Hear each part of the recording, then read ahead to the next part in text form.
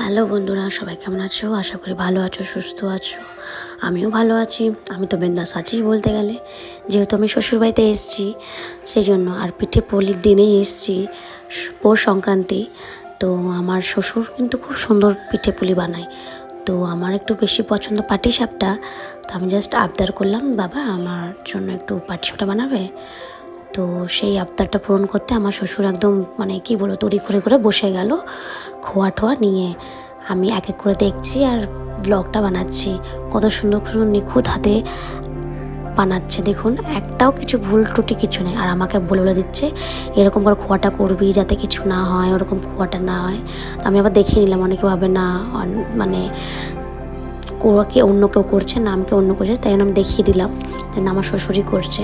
তো আমাকে এক একটা করে না বলে দিচ্ছে এরকম করে করবি, ওরকম করে করবি, কত আঁচ করে রাখবে। তারপর আমি একটু করলাম, দেখাচ্ছি না আমি আমার শ্বশুরের কথা শুনছি করছি। আর এটার মধ্যে অলরেডি না ওই সুজি, ময়দা, চিনি আর একটু গুড় যদি থাকে তো গুড় মিশিয়ে দিলে কালারটা হয়।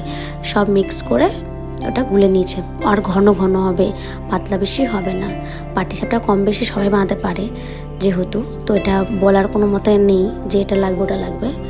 তো এই দিকটা পুরটাও হয়ে গেছে। আমি খালি দেখছিলাম যে কেমন করে বাবা বানায়। আমার না যখনই পাটিসাপটা বানাতে ওই জায়গাটা না যখন পাল্টাতে হয়, এপিট ওপিট করতে হয়, তখন না ভেঙে যায়। বাবা বলেনি কি সবার আবার হয় না সবার হাতে।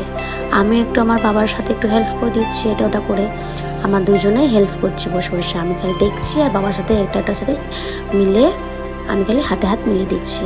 বিশেষ করে আমার যা আনন্দ হয় না আমি আসলে ঘরটাতে বলার নেই। এই যে আমার শ্বশুর একটুখানি দিয়ে দিচ্ছে, কিশমিশ দিয়ে দিচ্ছে। কিশমিশ দিলে ভালো হয়। আর কত সুন্দর সময় ভাজগুলো হচ্ছে দেখছেন।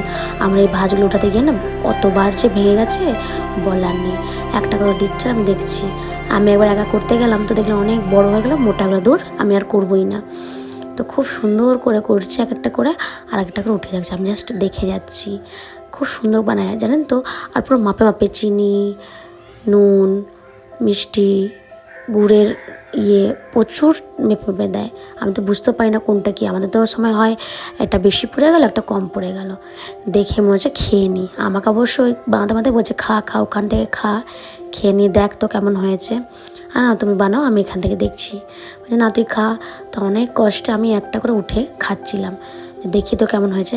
কারণ জানো তো পিঠে সামনে হচ্ছে, চোখের সামনে, আর না খেয়ে থাকা যায়?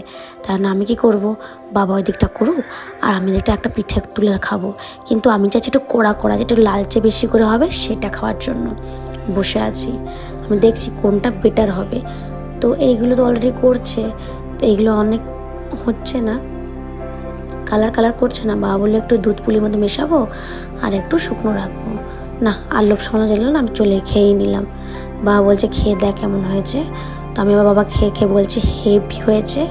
কোনো কিছু মানে না মিষ্টি বেশি হয়েছে না কম হয়েছে, কোনো কিছু না, পুরো পরিমাণ মতন ভালো হয়েছে। আমি ব্লগটা এখানে শেষ করছি। আসছি নেক্সট ব্লগে। আপনারা ভালো থাকবেন, সুস্থ থাকবেন। টাটা।